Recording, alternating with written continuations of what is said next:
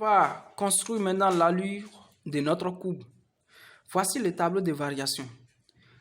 Si on a le tableau de variation, on fait d'abord les points particuliers. Donc les points particuliers, parlons d'abord les points particuliers. Nous avons les points particuliers. Les points particuliers.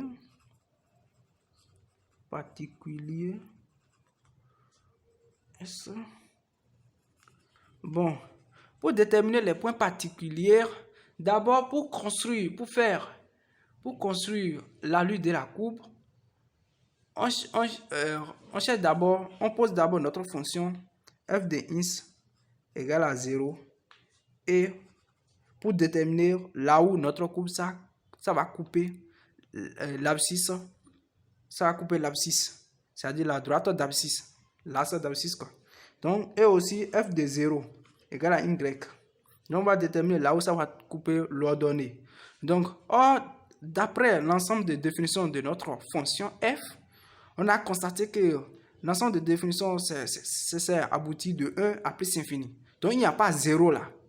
Il n'y a pas 0. C'est-à-dire 0 n'appartient pas à l'intervalle 1 à plus infini. Donc ici maintenant, la f de 0 égale à y on ne peut pas déterminer ça là ici. C'est-à-dire notre courbe ne va pas couper l'axe des ordonnées. Donc, déterminons maintenant f de x égale à 0. On va déterminer là où la courbe, ça a coupé l'axe des abscisses. Donc, notre fonction f de x égale à x au carré moins 7 x plus 10 sur x moins 1 égale à 0. Ceci, ça fait produit des essais égale à produit des moyens. Donc, x moins 1 fois 0. Donc, ça va donner x au carré moins 7 x plus 10 égale à 0. Donc, on va factoriser maintenant ce qui est là. Factoriser ceci, ça fait x. Ceci, ça fait moins 2. Facteur de x moins 5.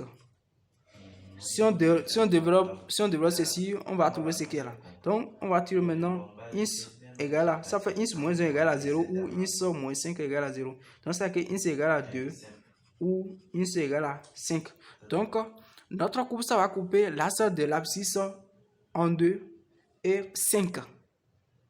Bon, les points particuliers, notez les points, ça fait k. X égale à 2, y égale à 0. L, ça fait x égale à 5, y égale à 0. Donc, notez aussi le point M qui va maintenant engendre sur ici. Nous avons x. Ici, ça fait 3. Et y de 3, ça fait f de 3. C'est-à-dire, de 1 à 3, notre fonction, ça va décroître. Donc, là aussi, c'est un point particulier. Donc, on prend ceci. Ça fait 3. Si on calcule bien f de 3, on va constater que f de 3, ça va donner moins 1. Voilà les 3 points particuliers qu'on va baser maintenant pour construire l'allure de la courbe. Bon, voici le tableau de variation. Tableau de variation qui nous avons de 1 à 3. Ici, nous avons des flèches car la fonction n'est pas définie sur 1. N'est pas définie sur 1, c'est-à-dire c'est pas dérivable en 1. Donc, on prend ceci. Ça va commencer de 1. Ça va sur l'asymptote pour x égale à 1 à plus infini. Pour y à plus infini, ça va sur notre asymptote comme ça. Voici notre asymptote. C'est à plus infini, y à plus infini. C'est la raison pour laquelle j'ai construit ceci par des flèches. Donc, ça va sur notre asymptote et ça va couper le point ici, l'axe d'abscisse à 2 et 5. Donc, on va construire maintenant. Donc, ici, nous avons le point M de coordonnées 3 moins 1.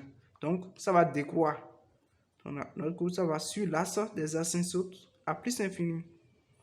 Et ça va faire comme ça. Ça va faire comme ça.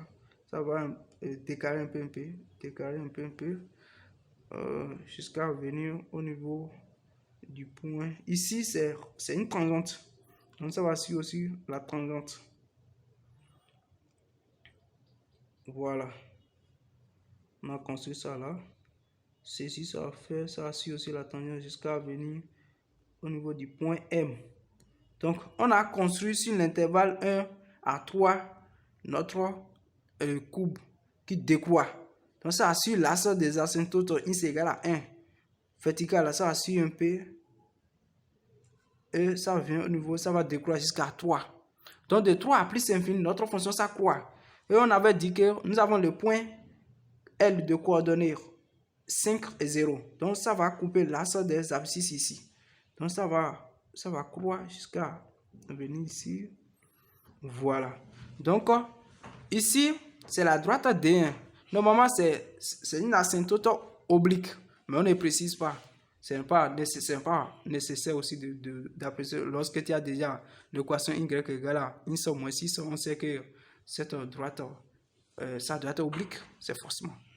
Donc, c'est la raison pour laquelle ici, c'est à plus infini à plus infini. C'est-à-dire, x à plus infini, y aussi à plus infini.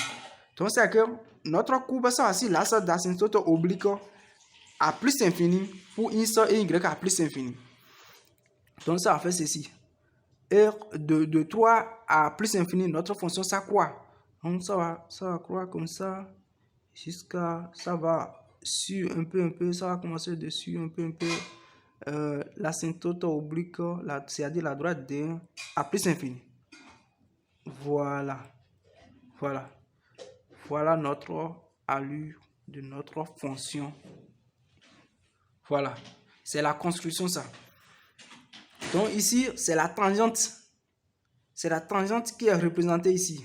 Notre tangente, normalement pour construire la tangente, nous avons le point C et le point D ici.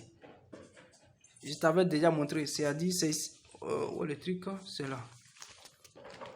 Voici le point C de D. Donc, si on joindra, normalement, notre tangente est représentée par deux flèches opposées ici. Si on joindre ces deux flèches, ça va passer par sur le point C et le point D. Donc, c'est comme notre fonction admet une tangente au point 2, au point d'abscisse x égale à 2. Donc, on représente maintenant la tangente par deux flèches opposées au point qu'elle admet.